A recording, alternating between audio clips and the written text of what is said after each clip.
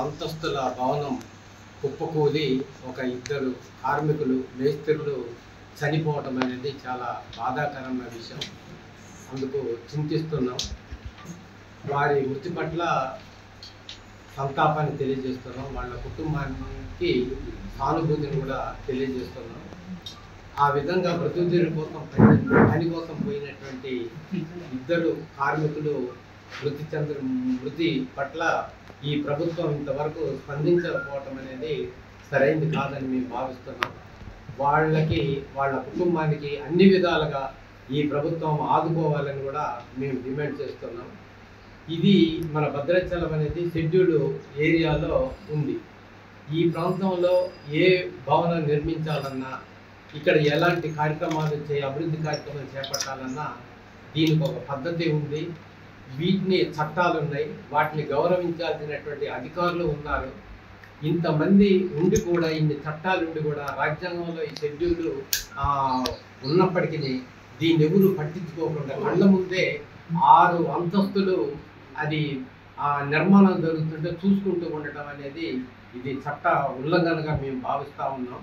కనుక ఈ బిల్డింగ్ నిర్మాణానికి పాల్పడ్డ ఇంటి ఓనర్ పైన క్రిమినల్ కేసులు పెట్టాలని, అందుకు సహకరించిన ఏమీ ఎరగనట్టుగా వ్యవహారం చేస్తున్న ఈ గ్రామ పంచాయతీ ఈవో శ్రీనివాసరావు గారి ద్వారా చాలా నేరం ఉంది, తప్పు ఉంది.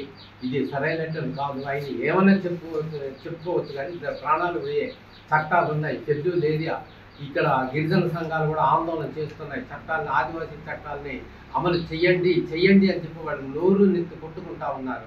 ఆయన అంత నిర్లక్ష్యంగా ఉన్నారంటే ఇది చాలా దుర్మార్గమైనటువంటి విషయంగా మేము భావిస్తున్నాం. కనుక తను కూడా బాధ్యుడే.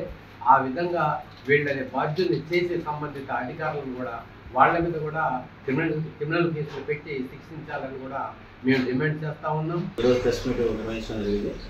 ముఖ్యంగా గ్రామ పంచాయతీ పార్టీగా మేము అక్కడ 3 రోజుల పాటు మీడియా మిత్రులతో కానీ పొలిటికల్ అవసరాలతో కూడా అక్కడ ఉన్నాము.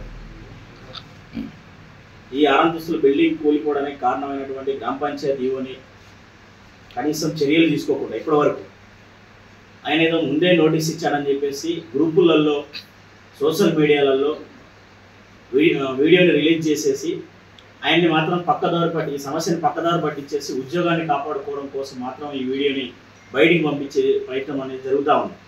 దాంతోపాటు భద్రాచలం సంబంధించిన దాంట్లో ఆయన నోటీస్ ఇచ్చినప్పుడు అక్టోబర్లో నోటీస్ ఇచ్చాడు. నోటీస్ ఇచ్చినప్పుడు మాత్రం 3 అంతస్తుల బిల్డింగ్ అని చెప్పేసి వాళ్ళు ఇచ్చిన నోటీసులోనే క్లియర్గా కనపడతా ఉంది. తర్వాత అదే నోటీసులో ఇప్పుడు వరకు స్క్రీన్లో చూస్తే 6 అంతస్తుల బిల్డింగ్ క్లియర్ కనపడతా ఉంది. అయినా సరే దాన్ని అధికారులు పరిగణనలో తీసుకోవట్లేదు. జిల్లా కలెక్టర్ గారు మొదటి రోజు వచ్చినప్పుడు మేము స్వయంగా అడిగినప్పుడు ఆయన చెప్పింది ఏంటంటే ఖచ్చితంగా గ్రామ పంచాయతీపై చర్యలు తీసుకుంటామని చెప్పారు. అట్లాగే సంబంధిత అధికారులు ఎవరైతే ఉన్నారో ఖచ్చితంగా చర్యలు తీసుకుంటామని చెప్పి ఒక పక్క చెప్పారు. కానీ ఇప్పటి వరకు ఆయన మీద ఎటువంటి చర్యలు లేవు. దానితో తోడుగా ఈరోజు వీడియోని ఆ రోజు ఎప్పుడో అడ్డుకున్నానని చెప్పేసి బయటికి తీసుకొచ్చి ఇవో నేను పని చేశానని చెప్పుకోవడం కోసం మాత్రమే సోషల్ మీడియాలో మాత్రం ఆ వీడియోని చక్కర్లు కొడతా ఉంది. దాంతోపాటు ఆర్థిక సంబంధాలతో కొంతమంది దీన్ని తప్పుదోవ పట్టించడం కోసం మాత్రమే ప్రయత్నం అనేది కూడా జరుగుతూ ఉంది.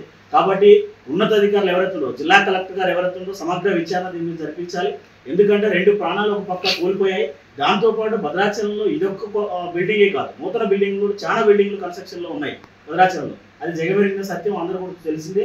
కాబట్టి జరగబోయేటువంటి భవన నిర్మాణం సంబంధించినటువంటి దాని మీద ఖచ్చితంగా ఉక్కుపాదం మోపాల్సినటువంటి అవసరం ఉంది. ఇక్కడ ఐటీడీఎఫ్ఓ కానీ, జిల్లా కలెక్టర్ కానీ, అట్లాగే సంబంధించినటువంటి ఇక్కడ ఆర్డీఓ కానీ, ఎంఆర్ఓ కానీ వచ్చినప్పుడు, సహాయం జరిగినప్పుడు కానీ, లేకుంటే ప్రమాదం జరిగినప్పుడు అన్ని డిపార్ట్మెంట్ వాళ్ళు సహాయ చర్యలు చేస్తూ ఉన్నారు. కానీ జరగకముందు మాత్రం ఎవరు కూడా నోరు పెరిగే పరిస్థితి లేదు. దీనికి ఇష్టార్థంగా గ్రామ పంచాయతీ ఇష్టార్థంగా ఆయన ఇచ్చినటువంటి పర్మిషన్స్ కానీ, నోటీసులు కానీ తూతు మాత్రంగా పేపర్ వర్క్కి దొరకకుండా నేను మాత్రం నోటీస్ ఇచ్చానని చెప్పేసి చేతులు దుడుచుకునే ప్రయత్నం అనేది ఇలా జరగబోతా ఉంది. కాబట్టి యాక్షన్ తీసుకోవడం కోసం ఆయన మీద ఎటువంటి చర్యలు తీసుకోకుండా పేపర్ వర్క్ ముందే నోటీస్ ఇచ్చామని చెప్పేసి ఒక పక్క చెప్తున్నటువంటి దాని మీద బాధ్యత కూలగొట్టాల్సినటువంటి బాధ్యత అయినదే. కాబట్టి దీని మీద జిల్లా కలెక్టర్ గారు వెంటనే స్పందించి మొన్న చెప్పినటువంటి మొదటి రోజు చెప్పినటువంటి మాట మీద జిల్లా కలెక్టర్ గారు నిలబడి ఈ గ్రామ పంచాయతీ మీద చర్యలు తీసుకోవాలని చెప్పేసి సిపిఎంఎల్ మాస్టర్ పార్టీగా మేము డిమాండ్ చేస్తాము. మరిన్ని వీడియోస్ కోసం ఛానల్ ని సబ్స్క్రైబ్ చేయండి. లేటెస్ట్ అప్డేట్స్ కోసం వాట్సాప్ ఛానల్ ని ఫాలో అవ్వండి. ఆ